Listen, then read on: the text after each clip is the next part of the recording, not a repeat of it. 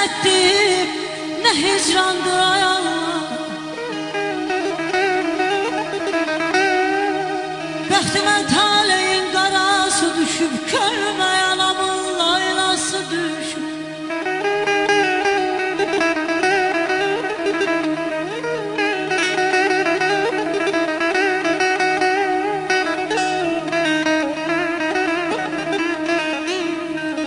Uşaqlı dünyamın ay Allah havası duyuyor.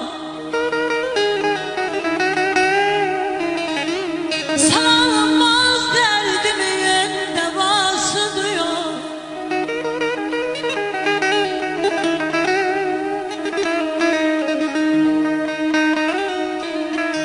Hazreti Fatime duası duyuyor.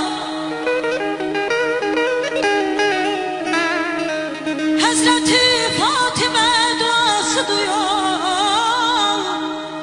Gülüsterinin helası düşür, kalbe yanamın laylası düşür.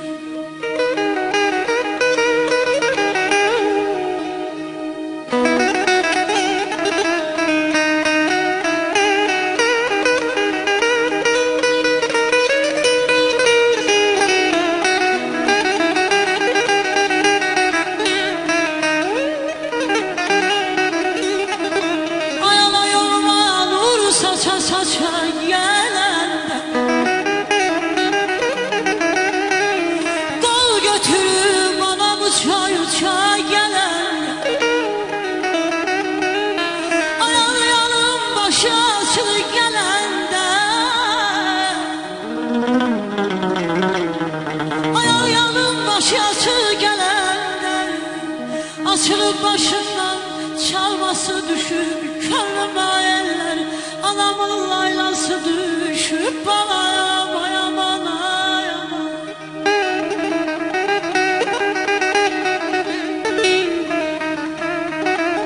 Yalvarırım ocağın değmeyin, yalvarırım ocağın değmeyin, ocağda anam çörek pişirir.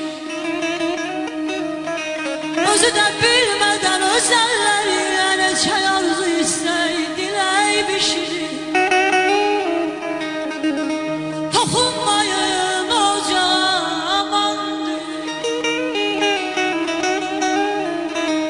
toxunmayın ocağa amandır, sevincim dərd olur gözümdən axır. Şirin laylalar yandırar mən, elinin xınası gözümden akar. Əzim anasızlar, əzim anasızlar, kanallar anasızlar. Evladım pis gününde, evladım pis gününde, yine de anasızlar eziyem ana yeri. Eve sana da benim hana yeri, 100 bin tabibin olman gene, 100 bin tabibin olman gene, hiçbiri vermez